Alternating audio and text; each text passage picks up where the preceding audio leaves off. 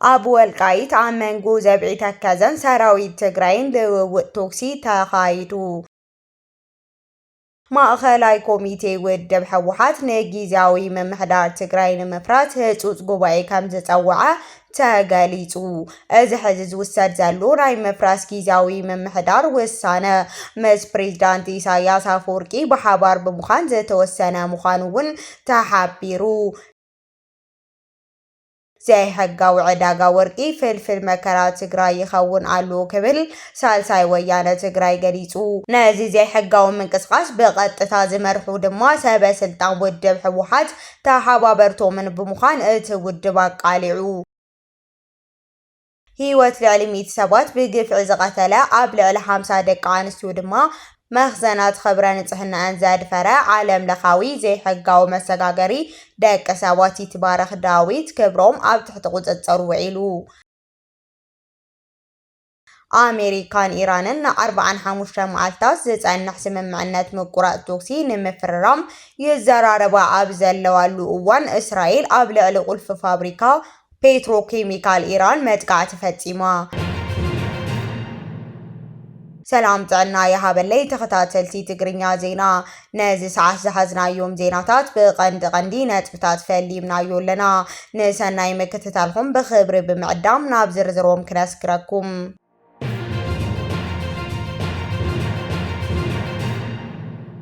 ኣብ ወልቃይት ኣብ መንጎ ዘብዒ ተከዘን ሰራዊት ትግራይን ልውውጥ ተኩሲ ተኻይዱ። ኣብ ምምሕዳር ክልል ኣምሓራ ተወሪሩ ዝርከብ ዞባ ምዕራብ ትግራይ ከባቢ ወልቃይት ማሊ ኣብ መንጎ ዕጡቃት ናይቲ ከባብን ሰራዊት ትግራይ TDFን በርቱዕ ልውውጥ ተኩሲ ከም ዝተኻየደ ካብቲ ቦታ ዝወፁ ጸብጻባት ሓቢሮም። እቲ ወታደራዊ ግጭት ዝተውዓለ ኣብቲ እርሻ ኣባሻረው ተባሂሉ ዝጽዋዕ ኣዝዩ ስትራቴጂካዊ ቦታ ዝርከብ ናይ ሓዋር ማዓስከር ዘብዒ ተከዘን ሰራዊት ምክልኻል ብዕጡቃት ዘብዒ ተከዘ ተለቂቁ ድሕሪ ምውፅኡ እዩ። ነዚ ስዒቡ ድማ ኣብቲ ከባቢ ዝንቀሳቐሱ ኣባላት ኣርሚ 70 ሕወሓት ነቲ ማዓስከር ንምቁፅጻር ብምፍታኖም ኣብ መንጎ ክልቲኦም ሓይልታት ንሰዓታት ዝቐጸለ ከቢድ ውግእ ተኻይዱ። ካብ ዘይሻረበን ኣካላት ምርግጋጽ እኳ እንተዘይተኻኣለ ሓደ ናይ ዓይኒ ምስክር ግን ኣብቲ ውግእ ብርክት ዝበሉ ኣባላት ኣርሚ 70 ከም ዝተቐተሉ ከም ዝቆሰሉን ገሊጹሎ። ብወገን ዘብዒ ተከዘ እውን ዝሞቱን ዝቆሰሉን ናብ ሕክምና ከኣትዉ ከለዉ ከም ዝተዓዘቡ ንዓይኒ መሰኻኽር ገሊጾም። ድሕሪ እቲ ልውውጥ ተኩሲ ዕጡቃት ኣርሚ 70 ናብ ክልል ሱዳን ከም ዝሃደሙ እዩ እንዳተገለጸ ዝርከብ። ኣብ መንጎ ክልላት ኣምሓራን ትግራይን ምስሓብ ዝለዓሉ ዞባ ወልቃይት ጸጥታዊ ጸገማቱ ካብ መዓልቲ ናብ መዓልቲ እንዳገደዳ ይመጽእ ኣሎ። ኣብቲ ዝሓለፈ ወርሒ ሓይልታት TDFን መንግስቲ ፌደራልን ብበዝሒ ሰራዊቶም ናብቲ ቀጠና እንዳጸግዑ ከም ዝርከቡ ዝተፈላለዩ ምንጭታት የረጋግጹ ኣለዉ። እዚ ሓድሽ ምዕባለ እዚ እቲ ዞባ ዳግማይ ናብ ሓድሽ ኩናት ዓውዲ ክቕየር ይኽእል እዩ ዝብል ስጋት ኣብቲ ዞባ ኣንጸላሉ ይርከብ።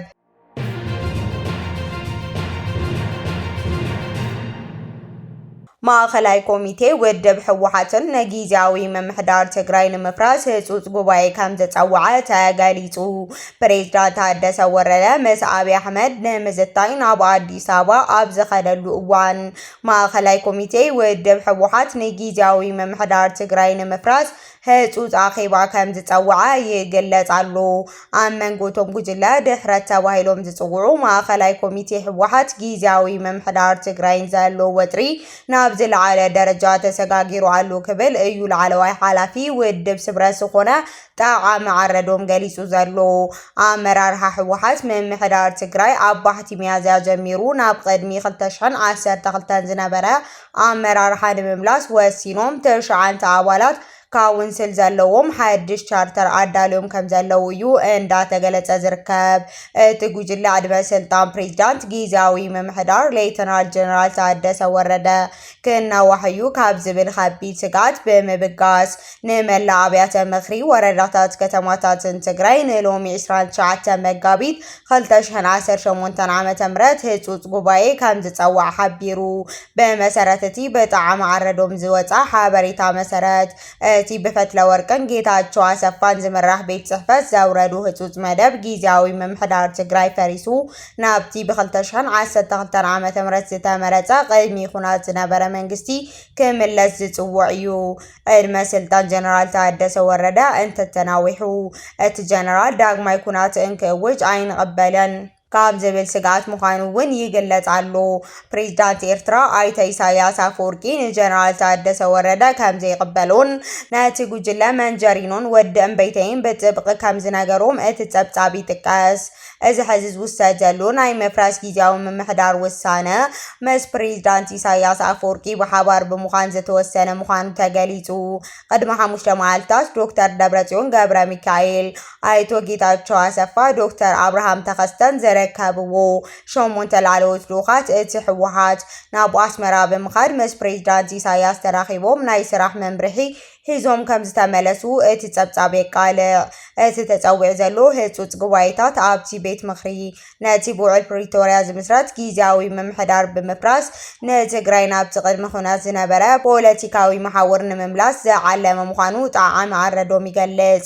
እዚ ድማ ትግራይ ምስ ፌደራል መንግስቲ ዘለዋ ርክብ ዳግም ናብ ወጥሪ ከእቱ ከም ዝኽእል ውዕል ፕሪቶርያ ድማ ኣብ ሓደጋ ክወድቕ ከም ዝኽእል ተንተንቲ የጠንቅቁ ኣለዉ። ካብዚ ብምብጋስ ድማ ደገፍቲ ውድብ ህወሓት ዝኾኑ ነጠፍቲ ማሕበር ሚድያ ኣብ ልዕሊ ጀነራል ታደሰ ወረደ ሓያሎ ወፍሪ ጸለመ ከፊቶም ኣለዉ። እቲ ፕሬዝዳንት ህወሓት ንምፍራስ ይሰርሕ ከም ዘሎን ካብ ኣዲስ አበባ ከም ዘይምለስን ትግራይ ዳግማይ ከም ዘይረግጸን ኣብ ምፍካር ይርከቡ።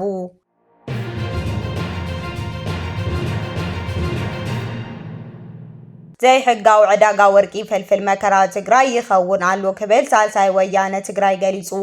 ነቲ ዘይሕጋዊ ምንቅስቓስ ብቐጥታ ዝመርሑ ድማ ሰበስልጣን ውድብ ህወሓትን ተሓባበርቶምን ምዃኖም እቲ ውድብ ኣቃሊዑ። ውድብ ሳልሳይ ወያነ ትግራይ ሳወት ኣብ ዘውፅኦ መግለጺ እቲ ዞባ ሰሜን ምዕራብ ትግራይ ዝካየድ ዘሎ ዘይሕጋዊ ዕደግ ወርቂ ንኸባቢ ይብርዝ ንመናእሰይ የፈናቅልን ንጉንፂ ይዕድምን ከም ዘሎ ብምጥቃስ ነቲ ተግባር በትሪ ኮኒንዎ። እቲ ውድብ ንዘይሕጋዊ ምንቅስቓስ ብቐጥታ ምስ ሰበስልጣን ህወሓት ተሓባበርቶምን ኣተሓሒዝዎ ኣሎ። ተፈጥሮኣዊ ጸጋታት ትግራይ ፍልፍል ሃብቲ ረህዋ ክኾኑ እንዳተገበኦም ብሰንኪ ሰበስልጣን ህወሓት ዝኣተውዎ ዘይሕጋዊ ዕደግ ዝውውር ግን ፍልፍል ጉንፂ ድኽነትን ባዮሎጂካሊ ጸገማትን ይኾኑ ከም ዘለው ሳወት ገሊጹ። ብባህላዊ መንገዲ ወርቂ ብምውፃእ ይመሓደሩ ዝነበሩ ብኣሽሓት ዝቁጸሩ ደቂ ትግራይ ካብቲ ቦታ ብግፍዒ ይባረሩ ከም ዘለው ጠቂሱ። እዚ ዝግበር ዘሎ ድማ ነቲ ባህላዊ ዕደግ ብናይ ሰበስልጣን ማሽነሪታት ጎዳእዚ ኬሚካላትን ብምትካእ ተባሂሉ ምዃኑ እቲ መግለጺ ኣቃሊዑ። እቲ ግፍዒ ተግባር ብፍላይ ኣብ ዞባ ሰሜን ምዕራብ ትግራይ ወረዳታት ጽምብላን ኣድያቦን ከምኡውን ኣብ ከባቢታት ዓዲ ገብሩ፣ ማይ ሓርማዝ፣ ዓዲ ገብረ ማርያምን ህርሚን ኣብ ጎዳና ምድሪ ፈልሲ መደባይ ጨረርን ዕድጉን ዓዲ ሚልዮናት ነፈስቲን ይፍጸም ከም ዘሎ ተዘርዚሩሎ።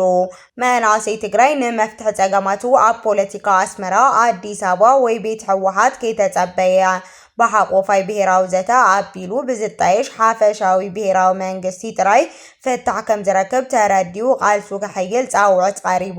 ሳልሳይ ወያነ ትግራይ እዚ ጨካን ተግባር ብቁልጡፍ ደው ክብል እንዳተሓሳሰበ ሃፍቲ ትግራይ ንውሑዳት መህፍተሚ ኣብ ክንዲ ዝኸውን ንኹሉ ህዝቢ ዝጠቅም ክኸውን ከም ዝግባእ ኣስሚሩሉ ኣሎ።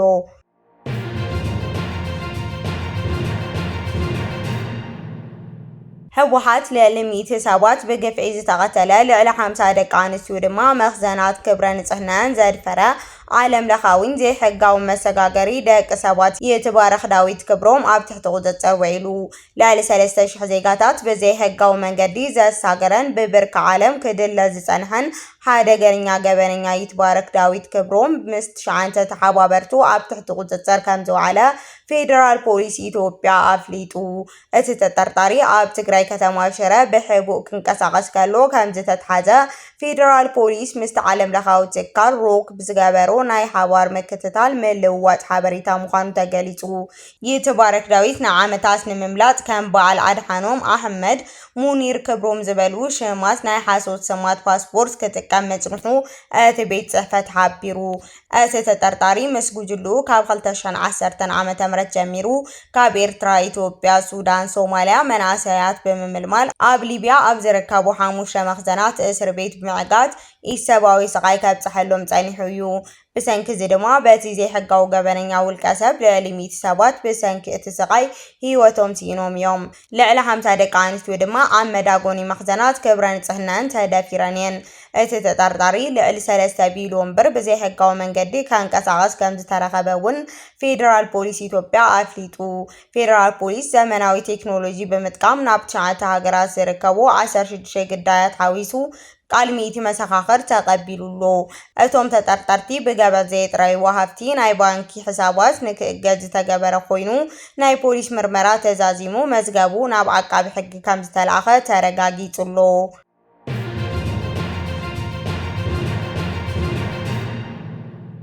ሰለስተ ነዳዲ ዝጸዓና ዓበይቲ መራኸቢ ኢትዮጵያ ኣብ ጅቡቲ ከም ዝበጽሓ ኣብ ዝዝርግሐሉ ዘሎ እዋን IMF ከቢድ መጠንቀቕታ ሂቡሎ። ኣብ መላእ ኢትዮጵያ ተኸሲቱ ዘሎ ከቢድ ሕጽረት ነዳዲ ከቃልላ ዝኽእላ ሰለስተ ነዳዲ ዝጸዓና ዓበይቲ መራኸቢ ኢትዮጵያ ኣብ ወደብ ጅቡቲ ከም ዝበጽሓ ጋዜጣ ካፒታል ጸብጺቡ። እቲ ሓበሬታ እዚ ኣብ መላእ እቲ ሃገር ንዘሎ ናይ ነዳዲ ወጥሪ ንምህዳእ ተስፋ ዝተነበረሉ ምዕባለ ኮይኑ ይርከብ። ይኹን እምበር ትግራይ ካብዚ ዝመጽእ ዘሎ ነዳዲ ተጠቃሚት ንክትኸውን ፌደራል መንግስቲ ክፈቅደላ ዶ ይኹን ዝብል ስጋት ፈጢሩሎ።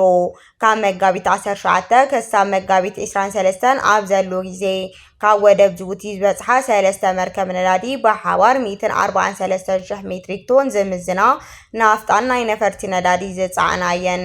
እቲ ነዳዲ ብቕልጡፍ ናብ ውሽጢ ሃገር ንክኣቱ ንተጠቀምቲ ንክበጽሕ ሰፊሕ ስራሕ ሎጂስቲክ ይሳለጥ ከም ዘሎ ተፈሊጡሎ። እቲ ብበዝሒ ነዳዲ እዚ ን3 ሰሙን ተፈጢሩ ንዝነበረ ሰንሰለት ቀረብ ነዳዲ ዳግማይ ንምትእስሳር ዓብይ ግደ ክህልዎ እዩ።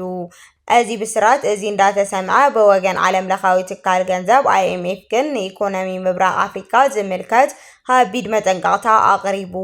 እቲ ትካል ኣብ ዘውፅኦ ትንታነ ኣብ ከባቢ ባሕሪ ስላጤ ዘሎ ፖለቲካዊ ወጥሪ ኣብ ሃገራት ምብራቕ ኣፍሪካ ርኡይ ናይ ኢኮኖሚ ጸቕጢ ከስዕብ ከም ዝኽእል ኣገንዚቡ። ብሰንኪ እቲ ኣብ ቀረባ ዞባ ዘይምርግጋእ ናይ ባሕሪ መስመራት ንግዲ ከተዓናቕፍ ከም ዝኽእሉ እዩ ዝጥቀስ። በሰንኪ ጸጥታዊ ስጋት ናይ መድሕን ዋጋ ድማ ናይ መጓዓዝያ ጽዕነት ስለ ዝወሰኸ እዚ ድማ ዋጋ ነዳዲን ካልኦት ኣቑሑትን ክውስኽ ገብሮ እዩ ኢሉ።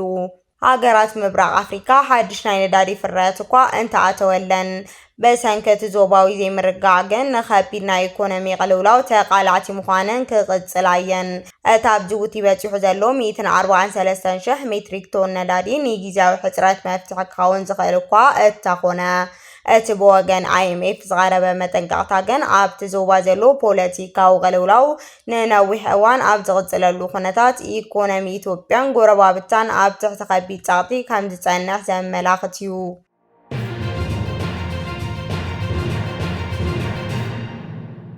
ኣሜሪካን ኢራንን ን45 መዓልታት ዝጸንሕ ስምምዕነት ምቁራጽ ተኩሲ ንምፍራም ይዘራረባ ኣለዋ። ኣብቲ ዝርርብ ምክትል ፕሬዚዳንት ኣሜሪካ ጄዳ ቫንስ፣ ሚኒስቴር ጉዳይ ወጻኢ ኢራን አባስ አራጊችን ሓላፊ ስታፍ ሰራዊት ፓኪስታን ፊደል ማርሻል አርሲሙሪን ተሳቲፎም እዮም። እቲ ብኣሸማገልቲ ፓኪስታን የካይድ ዘሎ ዝርርብ ን45 መዓልታት ዝጸንሕ ስምምዕነት ምቁራጽ ተኩሲ ጥራይ ዘይኮነስ ነቲ ኩናት ንሓዋሩ ንምውዳእ ዝዓለመ እዩ። ይኹን እምበር እቲ ልዝብ ምቁራጽ ተኩሲ ቅድሚ እቲ ፕሬዚዳንት ኣሜሪካ ዶናልድ ትራምፕ ዘቐመጦ ገደብ ግዜ ከዛዘም ተኽእሎ ከምዘየላ ይግለጽ። እቲ ዝርርብ ኣሜሪካ ነሲቪላዊ መሰረት ልምዓት ከየጥቅዕን ኢራን ኣብ ወሽመጥ ዓረብ ኣብ ልዕሊ ትካላት ነዳድን ማይን ሕናን ክትፈዲ ዝሓሰበቶ መደብ ንምቁራጽ ዘተኮረ ምዃኑ ተገሊጹ። እዚ ልዝብ ፕሬዚዳንት ዶናልድ ትራምፕ ኢራን ንወሽመጥ ሃርሙዝ ክኸፍቶ ዘቐመጦ ገደብ ግዜ ሎሚ ምሸት ክዛዘም ምዃኑ ስዒቡ እዩ እንዳተኻየደ ዝርከብ። ትራምፕ ንወኪል ዜና ኣክሲዮን ኣብ ዝሃቦ ሓበሬታ ቶክሲዳው ናይ መባል ኣዝዩ ጽቡቕ ዕድል ኣሎ እንተኾነ ግን ኢራን ነቲ ናይ ቶክሲዳው መባል ዕማመታት እንተዘይተስማሚዓ ክትፈርስ እያ ምባሉ ይዝከር። በተዛማዲ ኣሜሪካ ንምድሓን ህይወት ዝጠፍአ ወተሃደራዊ ኣብ ዘካየደቶ ኦፕሬሽን ዩራኒየም ንምስራቅ ሽፋን ክኸውን ይኽእል እዩ ክትብል ኢራን ገሊጻ።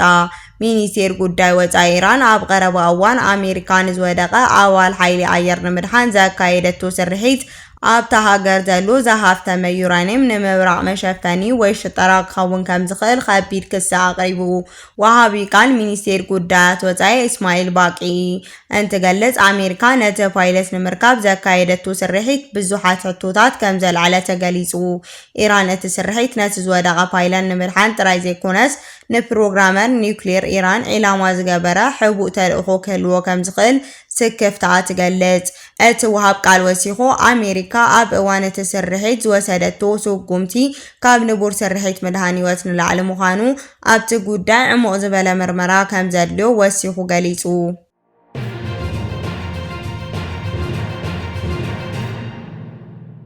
እስራኤል ኣብ ልዕሊ ቁልፊ ፋብሪካ ፔትሮኬሚካል ኢራን መጥቃዕቲ ፈጺማ። ወተሃደራዊ ሓይሊ እስራኤል ኣብ ልዕሊ ሓደ ካብቶም ቁልፊ ዝኾኑ ፋብሪካታት ፔትሮኬሚካል ኢራን መጥቃዕቲ ከም ዝፈጸመት ኣፍሊጡ። እቲ መጥቃዕቲ እዚ ዝተፈጸመ ፕሬዚዳንት ኣሜሪካ ዶናልድ ትራምፕ ንኢራን ዝሃብዎ ናይ ግዜ ገደብ ንምብቃዕ ሂደት ሰዓታት ጥራይ ኣብ ዝተረፈ እዋን እቶም ፕሬዚዳንት ኣብ ልዕሊ መሰረት ልምዓት ሓይሊ ኢራን መጥቃዕቲ ክወስድ ምዃኑ ድሕሪ ምፉካሮም እዩ። እቲ መጥቃዕቲ ዝተፈጸመሉ ፋብሪካ ፔትሮኬሚካል ኣብ ከባቢ ኣሳሁልያ ዝርከብ ኮይኑ ዳርጋ ፍርቂ ካብቲ ኢራን እተፍርዮ ናይ ኬሚካል ፍርያት ዘፍሪ ከም ዝነበረ ተገሊጹ። ሚኒስቴር ምክልኻል እስራኤል ካትዝ ኣብ ዘውፅኦ መግለጺ ሰራዊት ምክልኻል እስራኤል ዘለዎ ዓቕሚ ብኡ ተጠቒሙ ኣብ ልዕሊ መሰረት ልምዓት ኢራን ስጉምቲ ከም ዝወሰደ ኣፍሊጦም። እቲ ኣብ ልዕሊ እቲ ፋብሪካ ዝተፈጸመ መጥቃዕቲ እውን ኣካል እቲ ዝተሓሰበ ስጉምቲ ምዃኑ ቢቢሲ ጸብጺቡ። ኢራን ነቲ ብእስራኤል ዝተፈጸመ መጥቃዕቲ ሲዒቡ ሎሚ ቀሪቡ ዝነበረ ናይ ምቁራጽ ተኩሲ ሓሳብ ውድቂ ከም ዝገበረቶ ኣፍሊጣ ኣላ። ብመሰረት ጸብጻብ ሞርኒንግ ስታር ድሌት ኢራን ተኩሲ ምቁራጽ ጥራይ ዘይኮነስ ዳግማይ መጥቃዕቲ ከም ዘይፍጸመላ ውሑስ ብምርካብ እቲ ኩናት ዝዛዘመሉ ኩነታት ከተመቻቹ ምዃና ገሊጻ። ኦፕሬሽን ኢፒክ ፊዮሪ ብዝብል ስያመ ብምትሕባር ኣሜሪካ እስራኤል ዘካየድ ዘሎ ወተሃደራዊ ዘመቻ ናይ ኢራን ግብረ መልሲ ቀጺሉሎ። ሰራዊት እስራኤል ንሓላፊ ድሕንነት ሓይሊ ሰውራ ዘብዒ ኢራን ሜጀር ጀነራል ሙጂድ ካዳሚ ከም ዝቀተሉ ዝዝከር እዩ።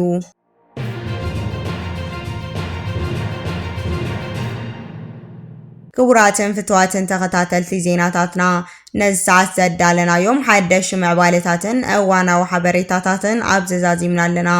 ንምክትታልኩም ነመስግን።